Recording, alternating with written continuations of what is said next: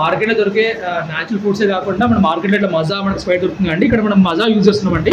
ఈ మజా జ్యూస్తో మనము ఇక్కడ ఈ మిషన్ మనం ఐస్ క్రీమ్ ఫ్లేక్స్ తయారు చేద్దాము. ఇక్కడ మనం మిషన్లో మనకు ఎస్జీకే స్నోఫ్లేక్ ఐస్ క్రీమ్ మిషన్లో మనం మజా జ్యూస్ పోసి ఐస్ క్రీమ్ తయారు చేసినట్టు చూస్తున్నారంటే చాలా సింపుల్గా అండి. మిషన్లో మనకి ఎలాంటి మనకి ఇబ్బంది ఉండదంటే చాలా ఈజీగా చాలా ఫ్రీగా మిషన్ పరంగా యూజ్ చేసుకోవచ్చు.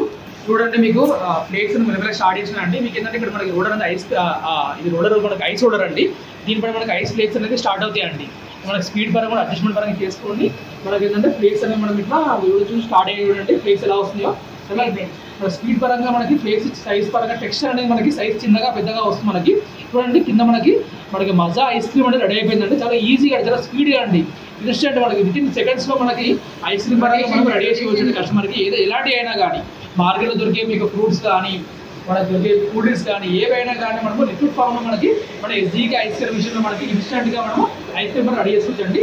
దీని పరంగా మనం గార్నిష్ చేద్దాము. మన కస్టమర్ కింద మీకు బయట మార్కెట్లో నార్మల్గా ఈ కప్ అనేది మన కాస్టింగ్ పరంగా 5 to 6 రూపీస్ పడుతుందండి. దీనిపైన మనకి ఏంటంటే మనం ఇక్కడ ఒక గార్నిష్ పరంగా ఇంగ్రీడియంట్స్ పెట్టాము. మీకు చూడండి కిస్మిస్ అని బాదాం అని మనం ఇవి పెట్టాము. ఇవి దీంతో మనం గార్నిష్ చేసి కూడా మీకు 6 to 7 రూపీస్ పడుతుంది మనకి పర్ కప్పు.